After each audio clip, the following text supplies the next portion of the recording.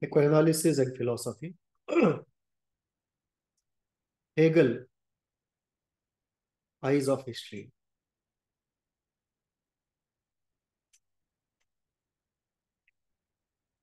Hegel wrote this famous phrase, to see the present with the eyes of history.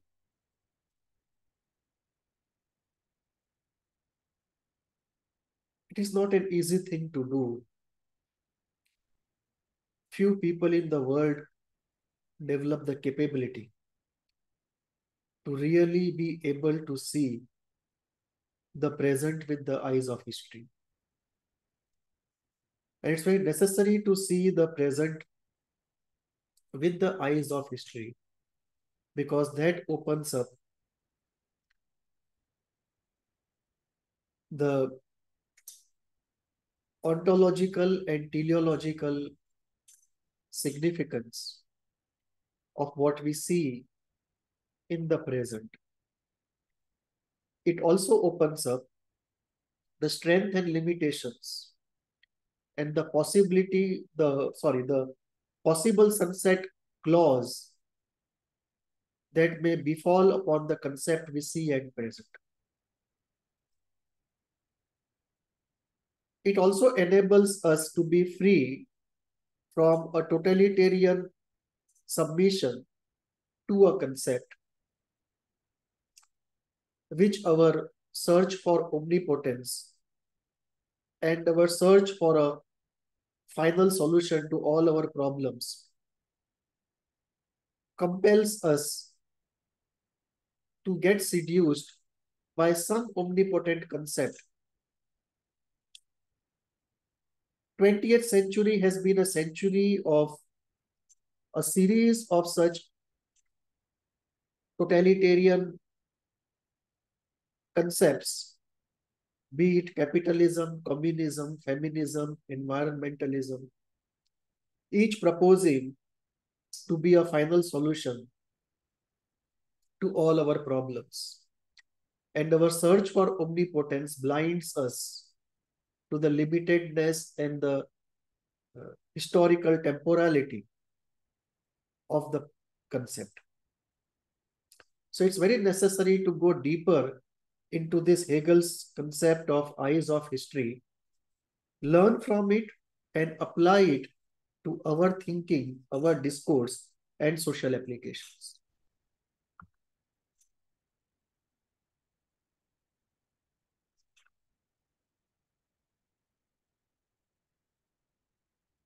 Various contexts in which the concept can be understood are listed out on the screen. Hegel coined this concept primarily to look at the present as a station in the march of history towards the absolute, and history being unfolding of the absolute spirit. Hegel therefore believed in the concept of design in human existence and in the world. So he believed there was a design at work. It was not a blank canvas on which you can paint anything. And once the concept of design comes in, the concept of origin of that design or the originator of that design and the purpose of that design comes in. And once this comes in, the submission of the individual to that overarching march of history also comes in. So the concept of individualism and collectivism also come up the moment we talk about design in history.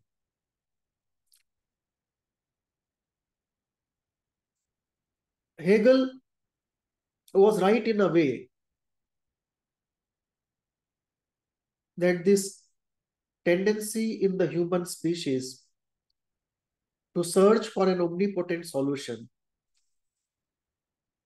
jump onto something that promises to be anywhere near it, convert it into a totalitarian concept, and hope for the end of history and beginning of heaven, a happiness forever hereafter. That is so deep and so strong in us as a species that we don't want to look at the present with the eyes of history. And this has led to considerable avoidable bloodshed and tragedy. So it's very important in that sense to appreciate Hegel's concept of eyes of history, in the eyes of history, from both standpoints. Hegel's own standpoint and if one believes in far more expanse of the free will and not submission of the individual completely to the march of history, even there, both on the collectivist side and on the individualist side and everything in between, it's very necessary to develop this faculty to see the present with the eyes of history. And that allows us to see the strengths and weaknesses, the endurance and the temporality of what we are submitting to or we are admiring of. So the first idea that crops up in this context is the idea of linearity in history. Hegel, of course, believes in linearity of history, that there is a movement of the unfolding of the spirit towards the absolute, which is very different from the circulatory movement of history which we see in the Eastern traditions. In much of Hindu thought, the march of history has a design underlying it, but the design is not necessarily linear. So on the point of design, the Hindu thought and Hegelian thought agree, but on point of linearity, they disagree. The Hindu thought, the predominant schools of Hindu thought, they believe in the circulatory nature of history, the circulatory nature of yugas, and of course, there being a design behind it. There are certain schools of Hindu thought which refine this concept further.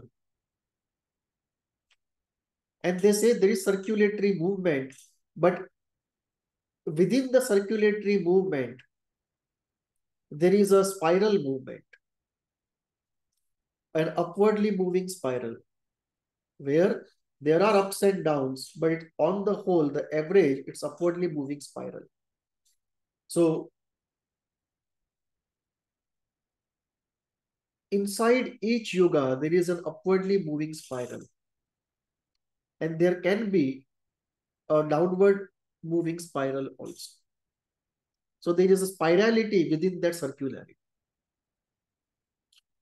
And it's very necessary to see, therefore, that if one believes in linearity, then the way one looks at the present with the eyes of history is very different from when one believes in circulatory movement of history, or when one believes in the spiral movement of history, or when one believes in spirality within circulatory movement of history.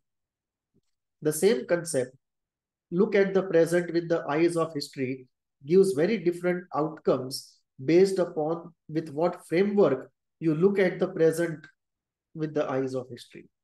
Because the eyes of history are not blank eyes of reason. There is one eye of reason and one eye of belief. And in the framework of this, the present gets interpreted when you try to look at the present with eyes of history. Fact is not a synonym of truth. And similarly, An account of facts is not history. History is much more than just a consolidated account of facts.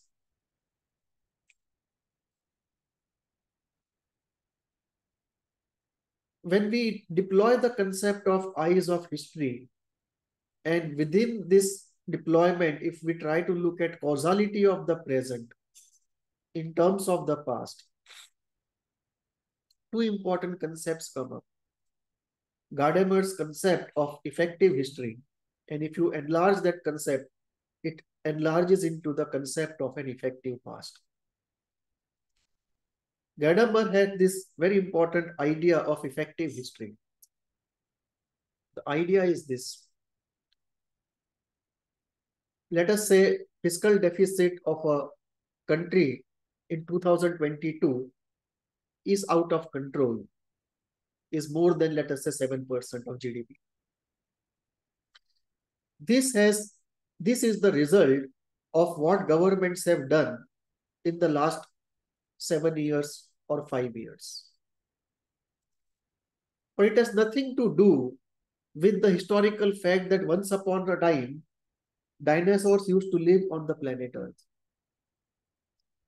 So that part of the history that dinosaurs used to live on the planet Earth has no bearing on the present fact. However, certain other events of the past have a bearing on the present fact. And those events of the past which have a bearing on the present fact, if we just extract those events from the totality of the past, we get the effective past or the effective history. So event X may be determined because of event ABC in the past, but history consolidated is far more than just ABC. So if we just extract ABC, it is the effective history which is determining the present. Similarly, if we look at a more finite and a more circumscribed specific event of an individual, you don't have to go into effective history.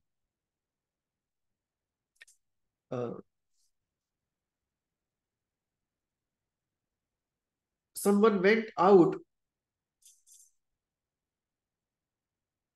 in summer afternoon in India, walking long distances in the sun, and he falls sick. For analyzing the causality of the sickness, it's enough to go one day back to look at his actions of walking in the heat for long hours, unprotected. You don't even have to go into the history of his country or history of his village for the last 2 years, even if that is the small slice of history. So it may just be a small part of the effective past where you don't even have to go into the broad canvas of history, which may determine the causality of an event. When we deploy the concept of eyes of history, we also have to use the concepts of effective history and effective past to really deploy the concept to full fruition and with accuracy.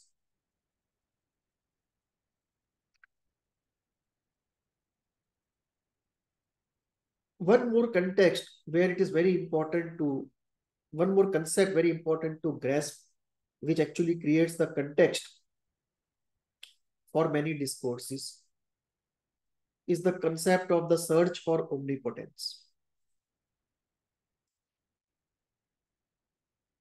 In our species, there is a ceaseless search of omnipotence. Psychoanalysis tells us we first believe in our own omnipotence.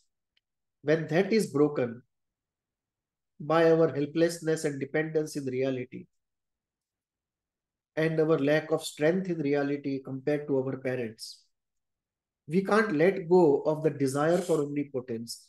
So even if our omnipotence is broken, we start believing the parents are omnipotent. When that is broken, we believe the leader of that area is omnipotent. When that is broken, we start believing in some party or some leader. When everything is broken, we finally believe in God, but we can't let go of omnipotence. This search of omnipotence has both the sides to it. A very positive, noble, inspiring side, holy side, and also a tyrannical, totalitarian, sadistic side to it, brutal side to it.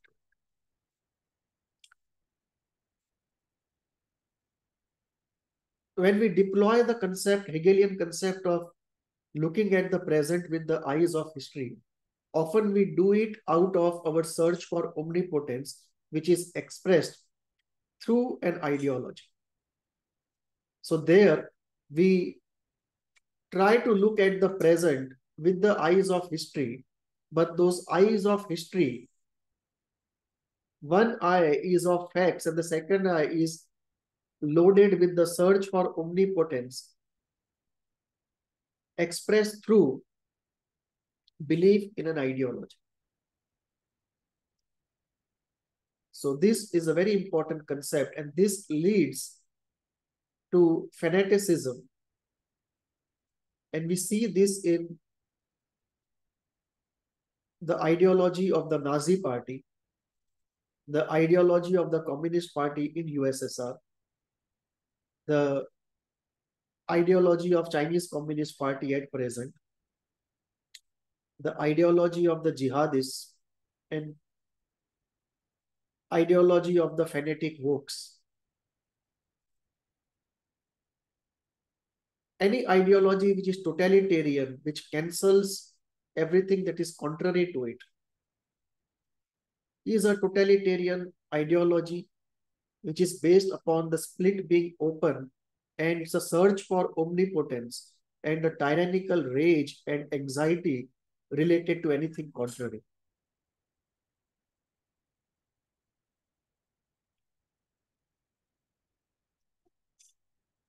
The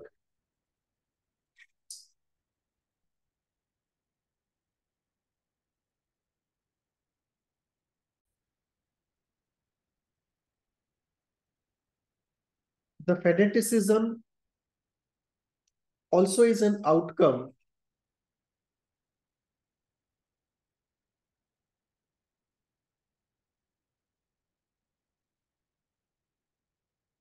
of singularism. And singularism is at the base of Western thought. Singularism refers to the fact that there is one truth. I know that truth. It is my duty to propagate that truth. And if you don't believe in that truth, I can use any tools at my disposal, including violence, to convert you to my point of truth, to what I believe is the truth, and save you from your own ignorance. And this singularism is completely opposite to that of pluralism, which believes there are many ways of looking at truth, and you go my way, I go my way. So there is a freedom to believe or not to believe, and if to believe any way you want to believe.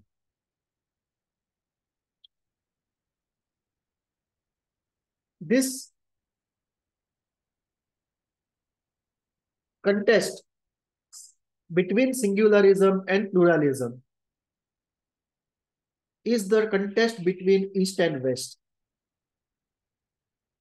And this is very important when we deploy Hegel's concept of eyes of history to look at the present. If you come from a standpoint of singularism, the deployment of the concept leads to very different outcomes than if you come to it from the standpoint of pluralism. So the same historical event is seen very differently from Western eyes and very differently from the Eastern eyes.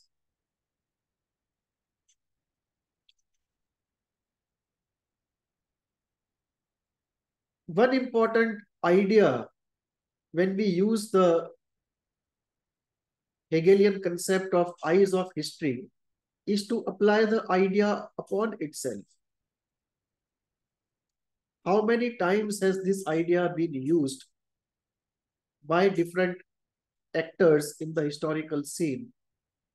And what outcomes has it led to? And therefore, in the light of this historical journey, how to apply the concept of eyes of history henceforth? So we have to apply this concept to itself to gather learning for future deployment. If we don't do it, then we are at the mercy of tyranny of concepts. Concepts which promise us omnipotence, and most of these concepts are ideological. Concepts which promise us a victory of good over evil without going into the relativity inherent in the concepts of good and evil. It's also very important to understand this concept when we talk of the conceptual world, because in the conceptual world, a new concept comes up and our search for omnipotence grabs that concept, surrenders to that concept, puts that concept on the throne, and then it becomes a fanatic movement. And we see that when we look at the catwalk of ideas on the social scene in the last 50 years, how solid, how omnipotent, how permanent those ideas looked at one point in time, and how temporal and how limited they have proven themselves to be in the last 2 decades or 3 decades. So it's very important not to over-invest in any ideological concept in the conceptual world, because that totalitarianism stops the real multifaceted development of theory and the conceptual world.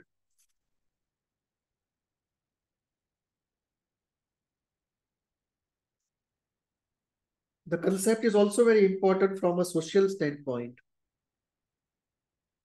because when we get into a discourse of culture, individualism, format of living together, be it marriage or live-in or non-attached, the relations between the rich and the poor, the discourse in the political world, the entire social world, people apply this concept unknowingly at times knowingly, and at times they don't apply where they should be applying because they don't know the concept. And the social world is a very fertile and a very delicate area where this concept is used in a suboptimal way or not used where it ought to be used. And one more context where this concept is very important is in the area of sustainability.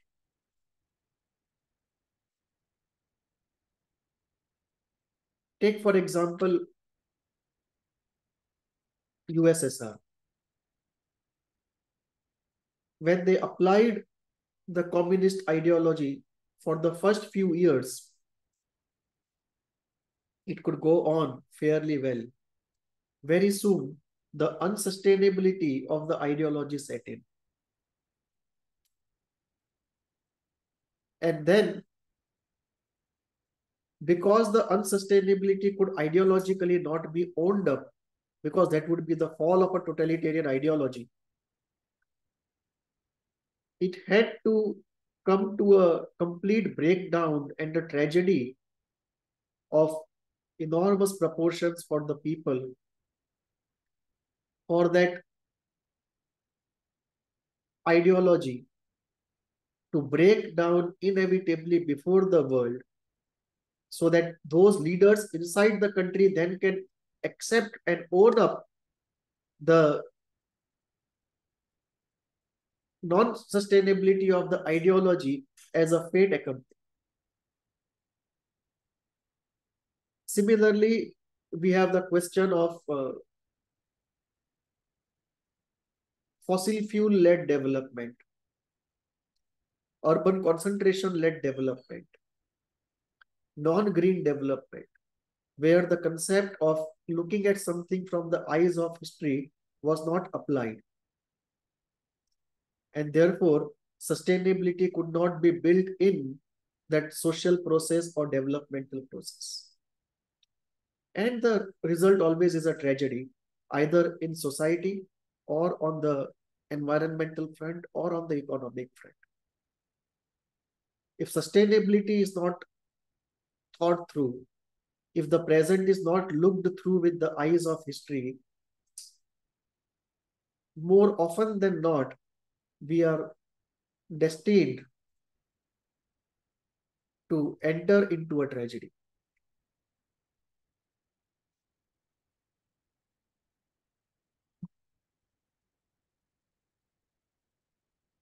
One more way of looking at this Hegelian idea is by indexing it to modernity. If we look at modernity, it is based upon certain core ideas of empirical science, individualism, hedonism, atheism,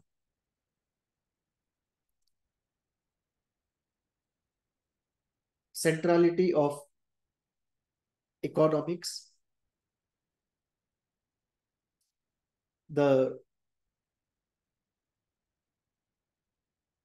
these pillars of individualism, hedonism, centrality of economics, atheism, and the belief in empirical science. These pillars of modernity also go with a belief in the linearity of history and there being no design to history from a spiritual standpoint. At one point, there was a dichotomy. The Marxists did believe in a determined linearity.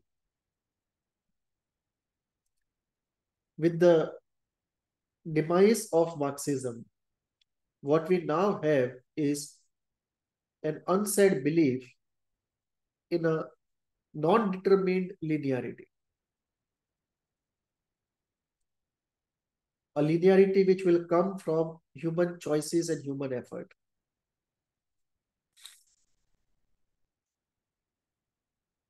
The wisdom of the old went out of the window and modernity became a stage for fanatic ideologies. We had fanatic ideologies of in all colors and flavors. And the outcome, and this was actually multiplied, magnified by a cultural singularism which was pre-existing in the West, which actually gave rise as a mother matrix to this modernity. So the modernity is not independent of singularism, it is one more expression of singularism. And the end is ecological and social disaster. And today, as we move towards the closure of modernity, what we see is, as Eliot would have put it, a wasteland that modernity has left in its wake. Ecological wasteland, a social wasteland. We are living in the middle of technological ruins and inner global poverty. So you can have ruins which are ancient ruins, and you can have technological ruins where you can have the technologically most sophisticated high-rise buildings, and yet they appear like ruins to people living inside of them because They feel absolutely lonely, disoriented, unconnected, rootless, and unhappy, confused and helpless, and often dependent on substances and psychiatry and therapy. And coupled with this fact of living in technological ruins, the wasteland of modernity also has inner global poverty. It's a pandemic unrecognized. If quality of life is taken as a standard, you will have to call this a pandemic. And the inner global poverty refers to affective poverty, ego strength poverty, happiness poverty, peace poverty. Poverty need not be only economic. We can have the concept of poverty in the context of everything worth having. And the inner psychological and spiritual poverty is a global pandemic left in the wake of the closure of modernity. And this psychological pandemic of suffering most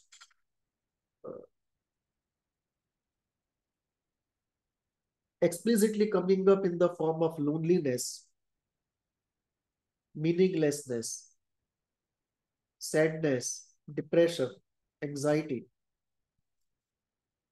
is an outcome of the wasteland left by modernity in its wake. It's a historico-socio determined phenomena on a mass global scale. The individual, and I'm referring to an ordinary individual, not the page 3 individual. The ordinary individual that constitutes 99.9% of humanity has been deeply cancelled in a variety of ways.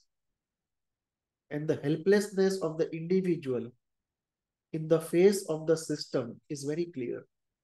The individual is reduced to the nuts and bolts of a giant system. And it's no wonder that the individual has gone nuts, because he was made a nut in the system, which he is not supposed to be. And because he was forced to be a nut, he has gone nuts.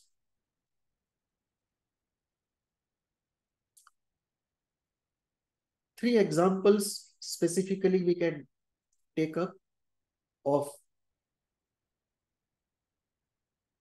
indexing to modernity the concept of eyes of history. First, two examples. One is example of China, where the ecological disaster in Beijing and the ecological disaster brought about and the human disaster brought about by COVID is something for everyone to see. Similarly, in Japan, Japan once was hailed as a country which has got best of both the worlds.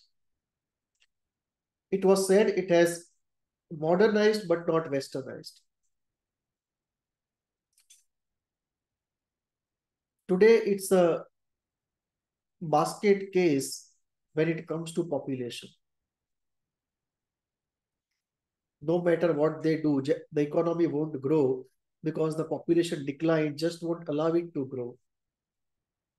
Even if you reduce the interest rate to zero, even if you make it negative, nobody is going to invest.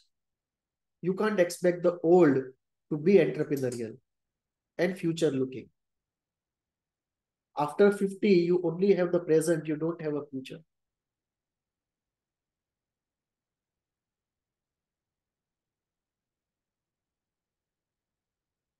What has happened in Japan is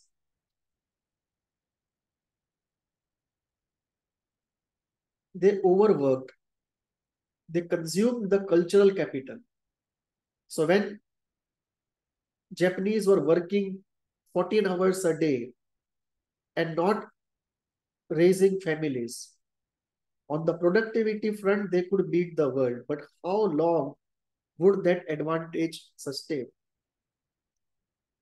It's a competitive advantage which they created in the business sector and the political sector,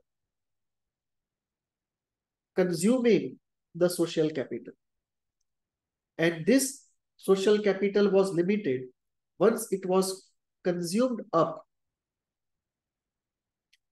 there was nothing to make it sustainable.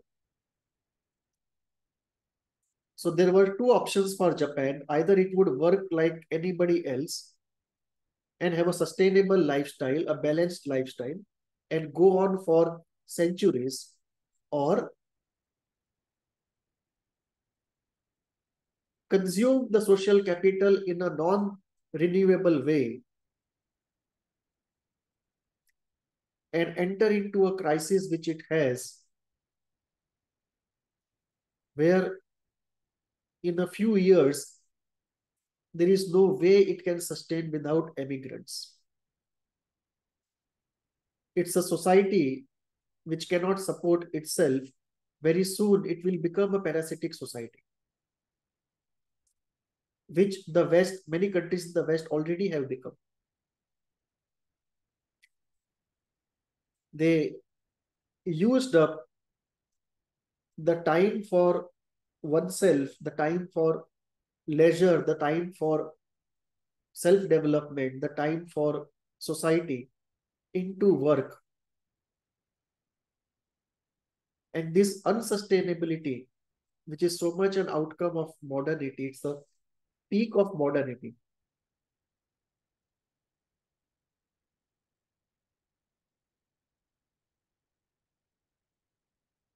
And the same happens to the tragedy of Western ecology, where you consume natural resources in a wasteful, non-sustainable way. And it is based upon the Abrahamical belief that there is only one life, there is no tomorrow. So when you have this essential framework of singularism, and singularism of a particular flavor which says there is only one life, there is no reincarnation, then hedonism, non-sustainability, they become natural outcomes of that thought. And it's very difficult then to apply the Hegelian concept of eyes of history to any development model or any social policy. Because if we have only one life,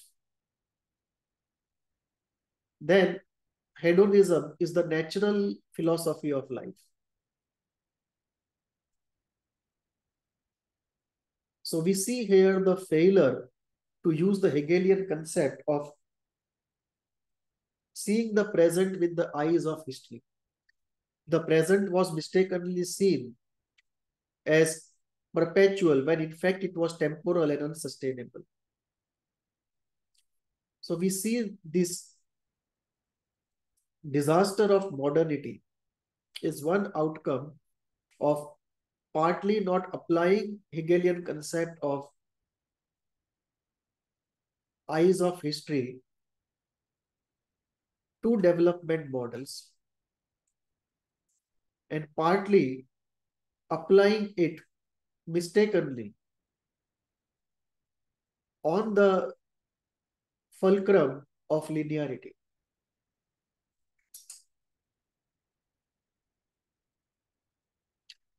How does psychoanalysis join this discourse? Do we use the Hegelian concept of eyes of history to look at the present with the eyes of history in the conceptual world or the applied world of psychoanalysis? In terms of deployment of the concept, it's practically absent. there is a catwalk of ideas in the psychoanalytic arena. Every 25 years, there is a new school, and there is a messianic hypnotism of that school, as though we have finally found one last school which will deliver us the salvation. So, very few people are capable in psychoanalysis of applying the Hegelian concept of looking at the present concepts with the eyes of history and to do a survey of the history of concepts, learn therefrom, and in the light of that, evaluate the present concepts.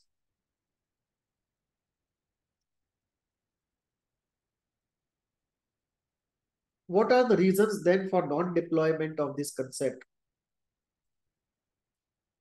in psychoanalysis? 7 reasons one can make out. 1, the area of psychoanalysis has the flavor of the day. There is a catwalk of ideas and someone sits on the throne. It's a game of musical thrones.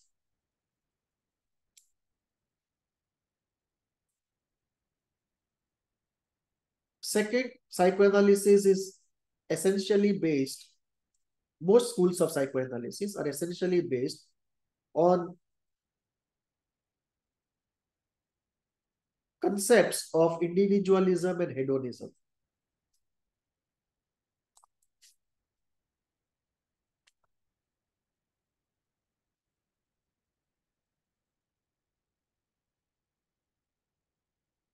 So anything that is contrary to individualism and hedonism, and something which can be contrary to this is the idea of design and the idea of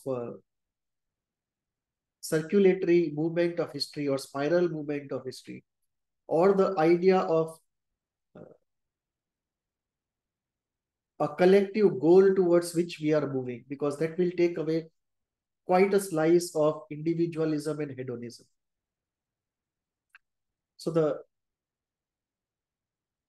pillars of psychoanalysis of individualism and hedonism don't really set it free, allow it to freely exercise the choice to see the present with the eyes of history, especially if the eyes of history includes the concept of design and concept of march towards a goal.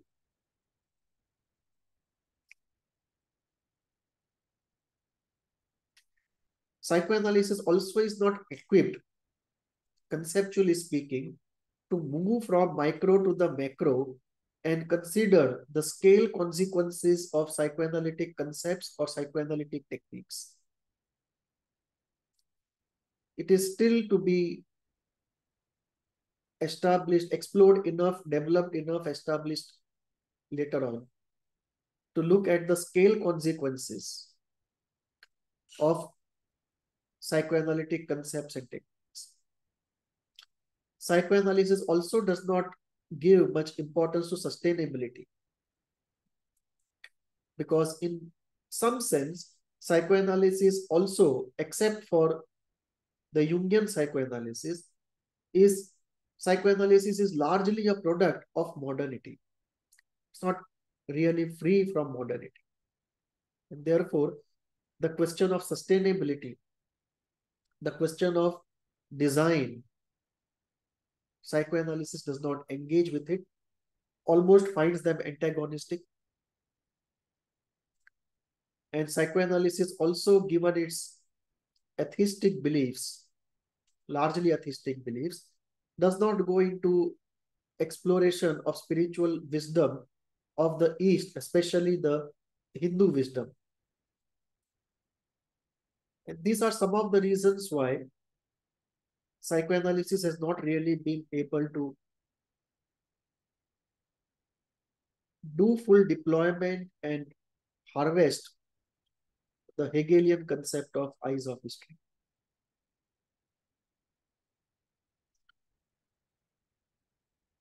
We can look at this Hegelian concept of looking at the present with the eyes of history also in the context of DSM. We can look at DSM-5 and look at it in the context of the history of evolution of DSM. Large parts of DSM, I would say almost the substantial part of DSM, is not really a scientific document. It's largely a part scientific, part social document.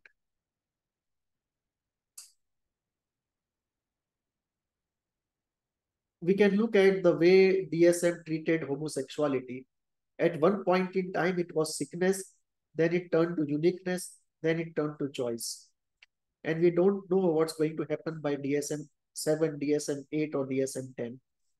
If circulatory element of history is adopted, we might see reclassification of homosexuality as a sickness, or we might see bifurcation of homosexuality into different components, and some are designated as choice and some are designated as sicknesses. Same for personality disorders.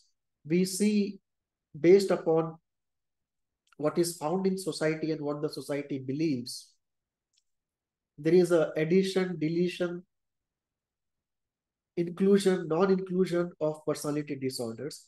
And the chapter on personality disorders, without doubt, needs a major rework.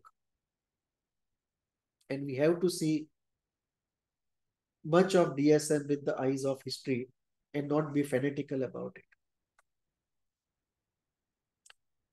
What is the Hindu thought about it? Much of what we call East actually is Hindu thought. It's just because of Hindu phobia, people don't find courage enough to say what they should be saying.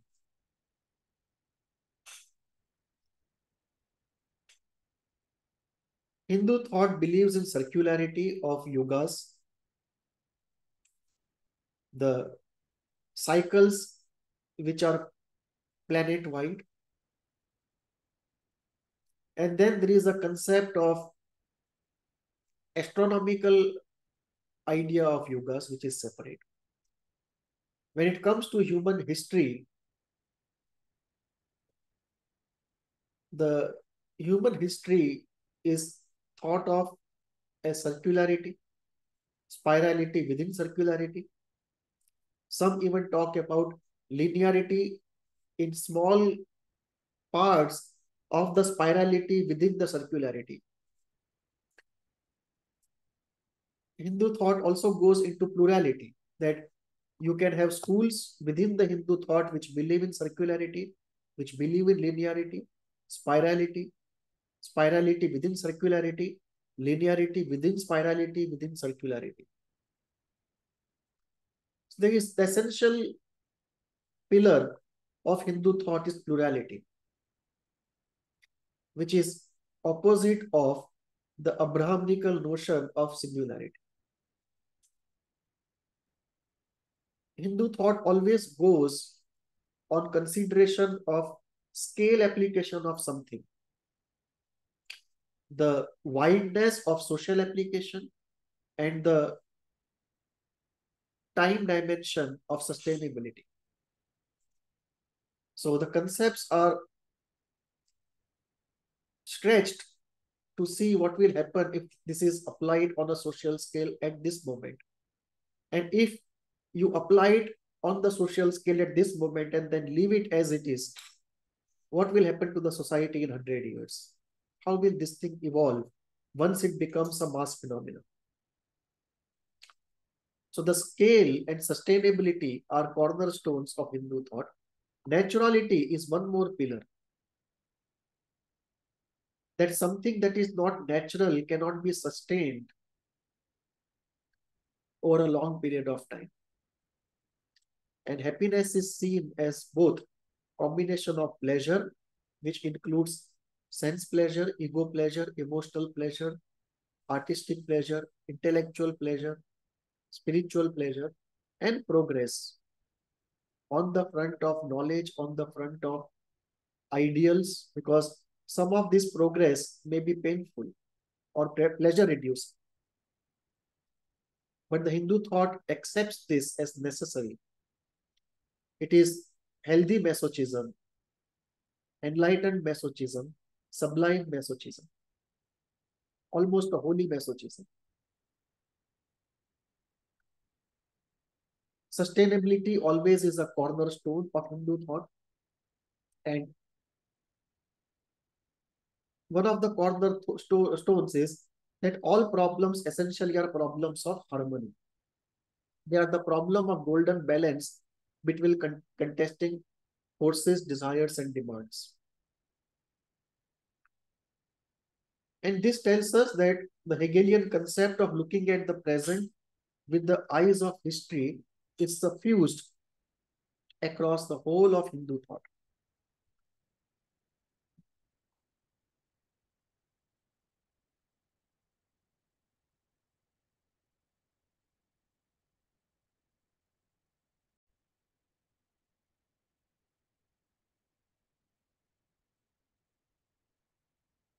Concluding our discussion,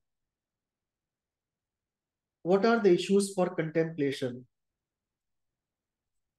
that we can put on the canvas once we revisit, develop, and incorporate Hegelian concept of seeing the present with the eyes of history in the light of what we have discussed also so far? Certain concepts come up which we have to put up on the canvas. First is the concept of march of history. Is there design or no design?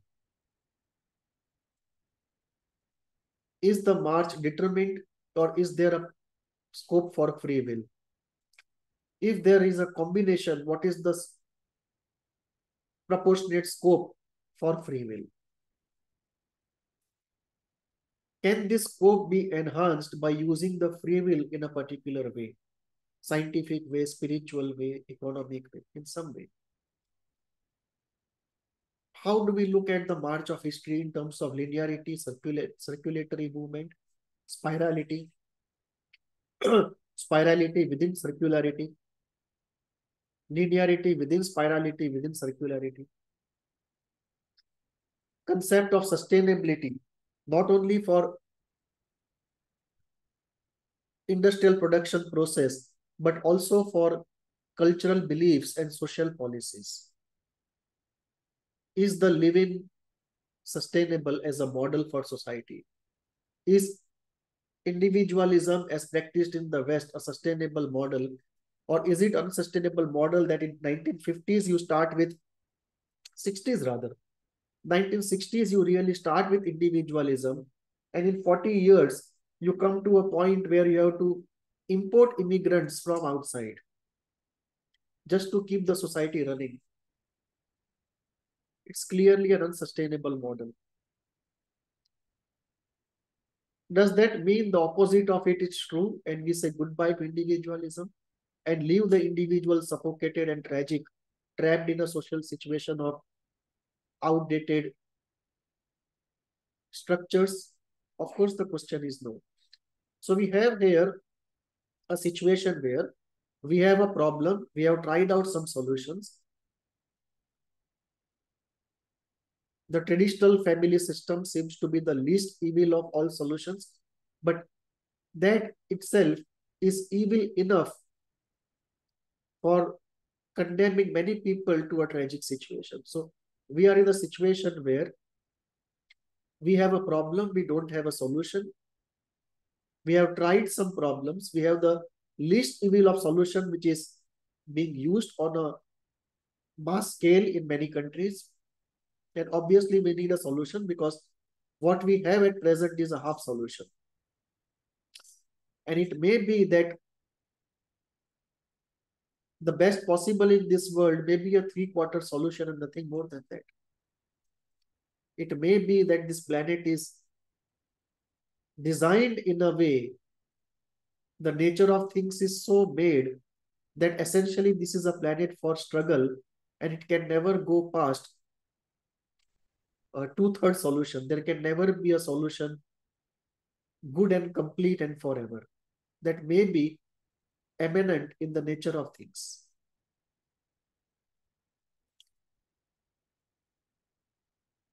Pluralism is definitely a cornerstone of contemplation. Moderation, naturalism is something which we need to bring back in. Modernity said goodbye and wokeism assassinated naturalism. We have to bring it back. The element of design, and obviously it is at work. A large part of our body and mind works on some design of nature, not our will or our awareness.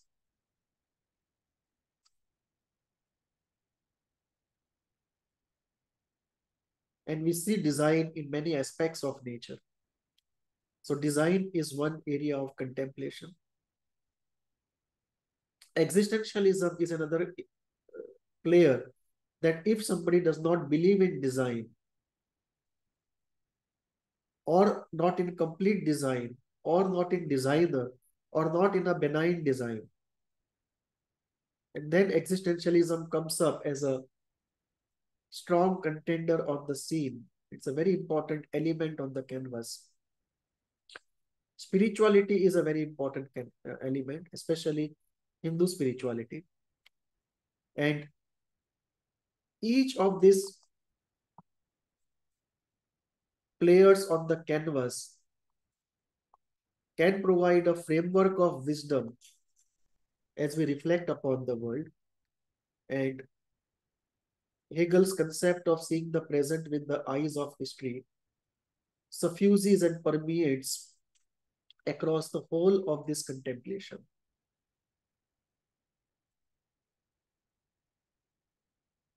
Because the concept of eyes of history does not just end with enlargement of the knowledge accumulation by its application to a present situation. But this concept of seeing the present with the eyes of history is connected with deeper and more profound concepts of design in existence, goal of existence, goal of human life. The concept of soul and the anchoring of soul to the journey of the universe. The concept of soul moving towards salvation or liberation or mukti or moksha. Or, contrary to all of it, an existential condition of man thrown in the nature of things as he finds it, and in search of goal without any design seen in existence. So, the Hegelian concept becomes an invitation and an entry into a larger contemplation on the more profound issues of human existence, even as the practical application of this concept helps us avoid tragedies in reality.